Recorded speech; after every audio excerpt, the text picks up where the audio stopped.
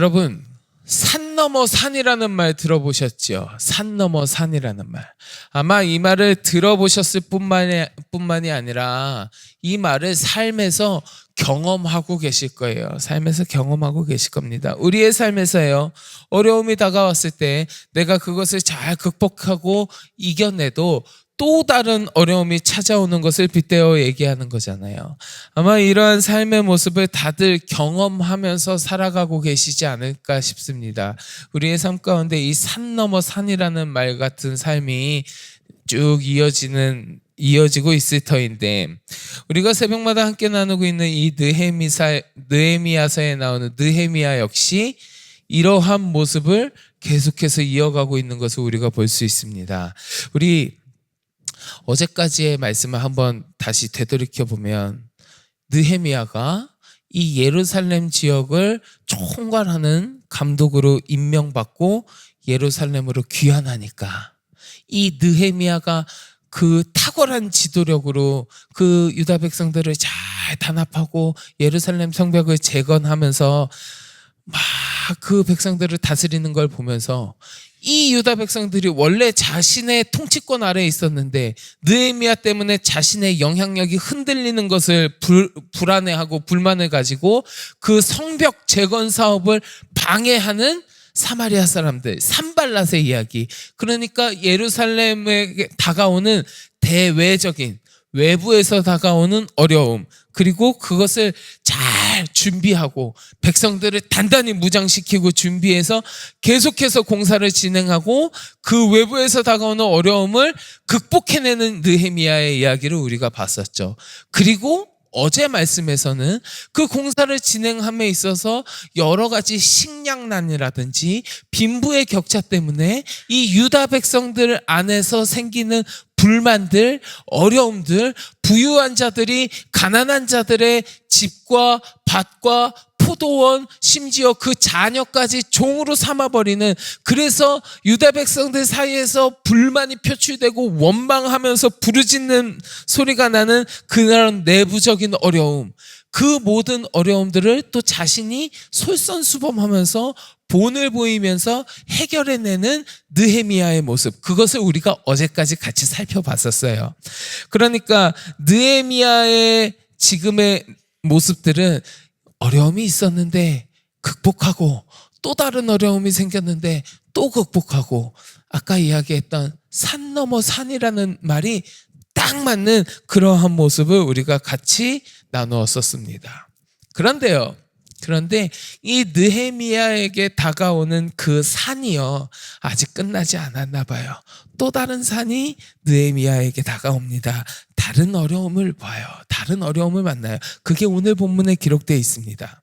자, 앞에서 외부에서 다가오는 어려움들, 그리고 내부에서 있던 어려움들, 그런 어려움들은 사실은 느헤미야를 비롯한 유다 백성 공동체 전체가 함께 겪는 어려움이었습니다. 전체에게 다가오는 어려움이었는데, 오늘 본문은 그 와중에서 더 작게 느헤미야 개인에게 다가오는 어려움, 개인에게 다가오는 위협에 대해서 이야기하고 있어요. 자, 우리가 오늘 본문을 함께 나누면서 우리의 삶 가운데 어려움을 닥쳐왔을 때에 믿는 사람들이 그 어려움 앞에서 어떤 자세를 가져야 하는지 느헤미야의 모습을 보면서 세 가지만 같이 나누어 보겠습니다. 세 가지만요. 자, 우리 오늘 본문 2절과 3절인데 한번 같이 봉독해 보실까요? 2절과 3절 봉독합니다. 산발락과 게셈이 내게 사람을 보내어 이르기를, 오라, 우리가 오노 평지 한촌에서 서로 만나자 하니 실상은 나를 해하고자 함이었더라. 내가 곧 그들에게 사자들을 보내어 이르기를, 내가 이제 큰 역사를 하니 내려가지 못하겠노라. 어찌하여 역사를 중지하게 하고 너희에게로 내려가겠느냐 하매. 아멘. 자, 첫째로 믿는 자들에게 필요한 어려움 앞에서의 자세는 무엇이냐? 지혜와 분별력을 가지고 악한 도전들을 이겨내는 자세가 필요합니다. 지혜와 분별력의 자세요. 자, 산발랏이 이 백성들을 방해하고자 했는데 느헤미야가 단단히 무장하고 준비하면서 그 모든 계획이 실패했습니다.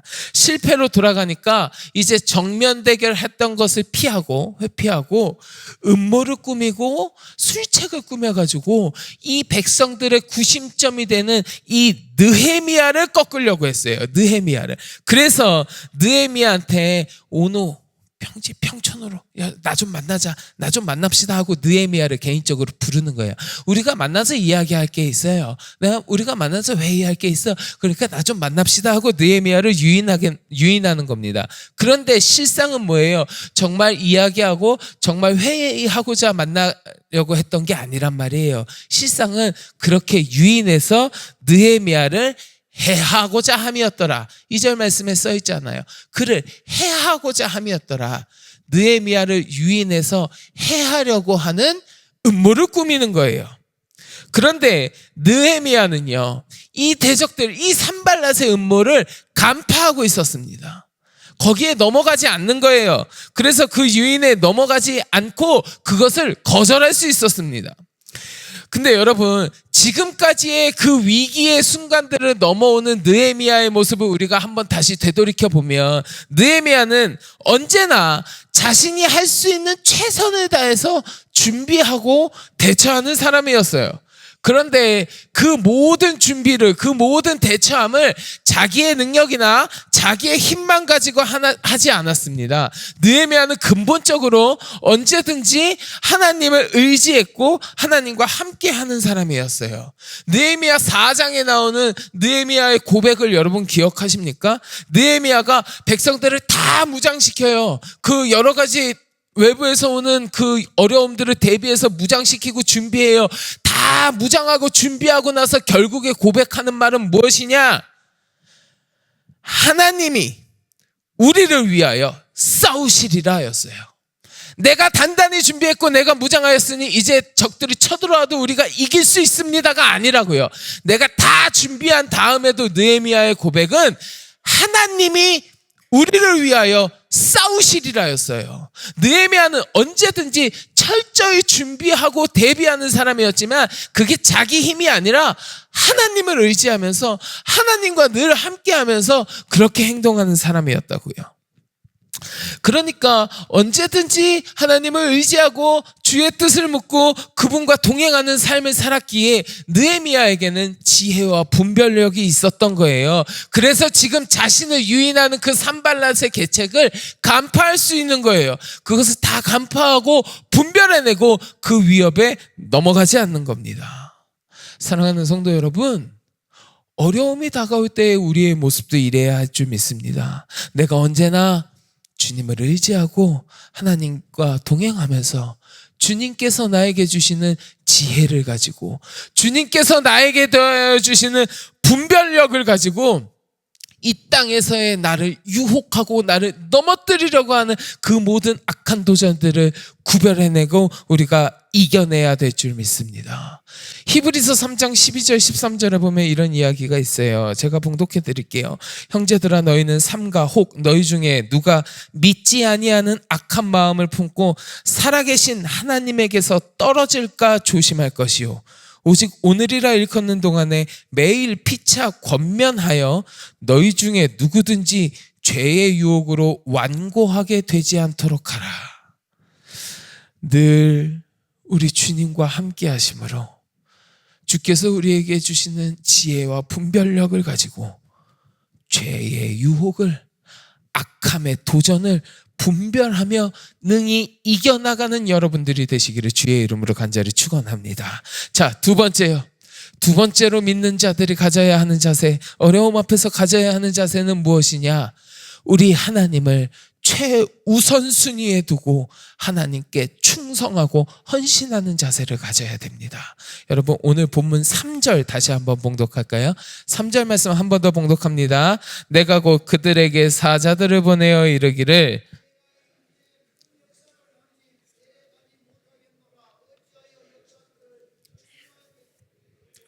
내려가겠느냐? 아멘. 산발랏이요, 느헤미야를 유인하려고 막 유혹하고 그에게 술책을 부릴 때에 느헤미야가 뭐라고 대답했습니다? 뭐라고 대답했습니까? 아주 단호하게 이야기해요. 내가 이제 큰 역사를 하니 내려가지 못하겠노라. 심지어 산발랏이 한 번 이야기한 것도 아니에요. 여러 번 이야기해요. 4번 이야기했다 그래요. 근데 그때마다 꼭 같이 대답했다 그랬어요. 내가 이제 큰 역사를 하니 내려가지 못하겠노라. 분명하게 이야기합니다. 근데 느헤미야가 여러 번 되풀이해서 물어볼 때마다 이렇게 꼭같이 단호하게 대답할 수 있었던 것은 지금 자신이 하고 있는, 자신이 감당하고 있는 이 하나님의 일이, 이 사역이, 나에게 맡겨진 이 사명이 그 어떠한 것보다 중요하다. 내가 감당하고 있는 이 하나님의 일보다 우선하는 것은 없다라고 하는 확실한 충성과 헌신의 마음이 있었기 때문에 그래요.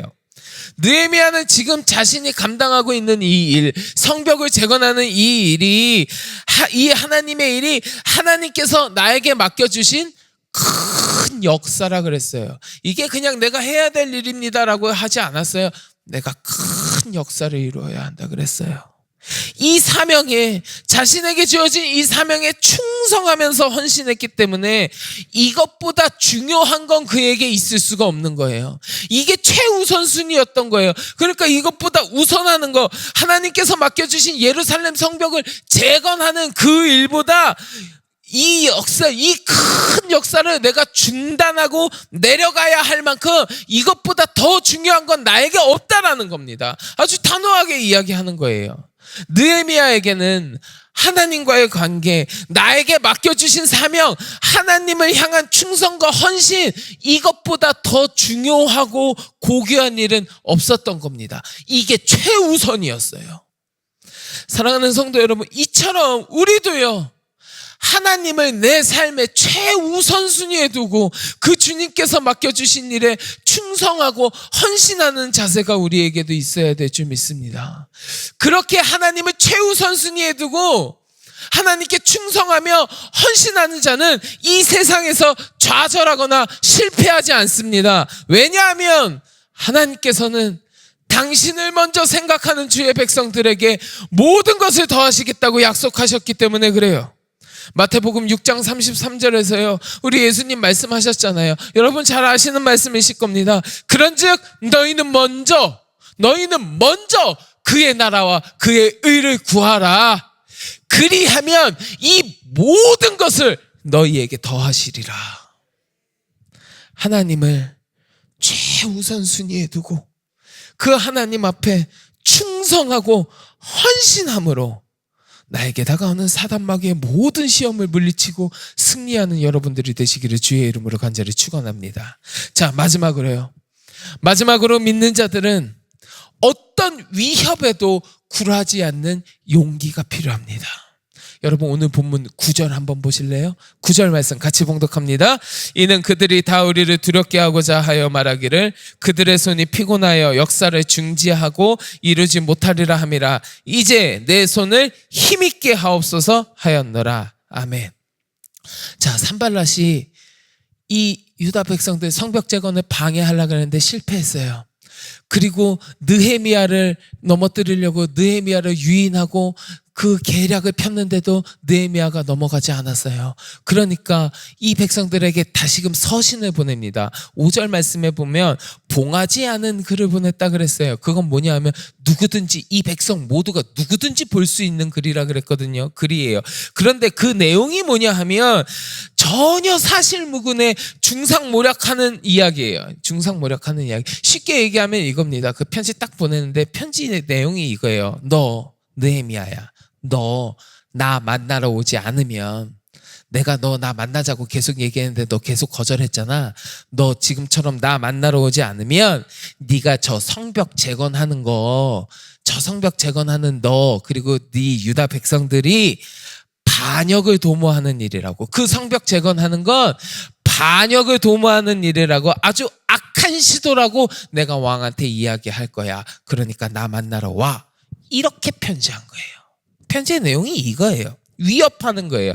그러니까 산발랏이 이렇게 하겠다고 하는 거는요, 느헤미야뿐만이 아니라 유다 백성 전체에게 악영향을 끼칠 수 있는 내용이에요. 그냥 단순한 협박이 아니라고요. 너희들이 지금 반역하고 있어. 그러니까 유다 백성 전체를 반역하는 사람들, 그리고 느헤미야를 반역의 우두머리로 만들어버리는 그런 중상모략하겠다라는 협박이에요. 이 서신은 협박을 하는 거라고요. 그런데 느헤미야는 그것을 보면서도요, 흔들리지 않습니다. 조금도 동요하지 않습니다. 그리고 이야기해요. 주님, 이제 내 손을 힘있게 하옵소서. 내 손을 힘있게 하옵소서. 그는 위협과 근심 앞에서 흔들리는 것이 아니라 더 용기를 내어서 하나님을 찾는 거예요. 거기에 아이고, 저 산발랏이 나를 이렇게 위협하구나. 왕한테 가서 그렇게 얘기하면 정말 큰일 나는데 우리 유다 백성들이 다 위협에 빠질 텐데 어떡하지 근심하고 걱정하면서 산발랏에게 가갖고 그래 내가 너 만나러 갈게 이렇게 굴복하는 것이 아니라 그 모든 것을 물리치고 주여 이제 내 손을 힘입게 하옵소서. 하나님을 더 찾는 겁니다. 하나님을 의지하는 거예요. 느헤미야는 모든 시험을 넉넉히 이기게 하시는 하나님을 의지하였기 때문에 어떤 위협에도 굴하지 않고 더 용기 있게 주님을 외칠 수 있었던 겁니다. 위협에 굴하지 않는 거예요. 용기 있게 이겨나가는 거예요. 사랑하는 성도 여러분, 우리가 살아가면서 내 삶에 다가오는 위협이나 어려움에 처해 있을 때에 굴복하거나 쓰러지거나 겁내는 것이 아니라 그 모든 것을 넉넉히 이길 수 있도록 나에게 힘을 주시는 그 주님 앞에 더 용기 있게 나아가야 하지 않겠습니까? 느헤미야처럼 우리가 위협에 굴복하지 않고 용기 있게 주님을 선포할 때에 우리 하나님께서는 우리를 승리로 이끌어 주실 줄 믿습니다. 자, 말씀을 맺겠습니다. 하나님은요, 우리의 삶 가운데 고난과 시련을 주시지 않는 분이 아니에요. 우리의 삶 가운데 고난과 시련을 허락하시기도 합니다. 그래서 우리의 인생이 산 넘어 산이잖아요. 산 넘어도 또 산이고 또 산이고. 하지만 하나님은요, 우리에게 그 산을 넘어갈 수 있는 능력과 힘과 지혜를 더하여 주십니다. 우리들은 그 하나님을 더욱 의지하면서 어려움의 순간 앞에서 지혜와 분별력을 가지고 그 고난을 이겨나가는 자세, 하나님을 최우선순위에 두고 우리 주님께 충성하고 헌신하는 자세, 그 어떠한 위협에도 굴하지 않고 용기 있는 자세로 주님 앞에 나아가야 될 줄로 믿습니다. 그럴 때에 우리 하나님께서는 우리가 승리의 삶을 살아갈 수 있도록 인도해 주실 줄 믿습니다. 바라기는 이 자리에 함께 하신 우리 성도 여러분들 모두가 우리 주님과 함께 늘 승리의 삶을 살아가는 복된 주의 백성들이 다 되시기를 주의 이름으로 간절히 축원합니다. 우리 같이 기도하겠습니다. 하나님, 내 삶 가운데 여러 가지 어려움들이 계속해서 닥쳐올 때마다 아버지 하나님, 내가 주님을 더욱 찾게 하여 주옵소서. 하나님을 의지하게 하여 주옵소서. 아버지 하나님 앞에 나아감으로 말미암아 내가 승리할 수 있도록 힘과 지혜와 능력을 더해 주시는 하나님의 은혜를 누릴 수 있도록, 그래서 나의 삶에 하나님과 함께 승리하는 삶을 살아갈 수 있도록 주여 나를 붙들어 주시옵소서. 함께 기도하시고 마음속에 가지고 계신 간절한 기도의 제목을 놓고 우리 같이 기도하겠습니다. 우리 주여 많이 부르짖고 함께 기도합니다. 주여.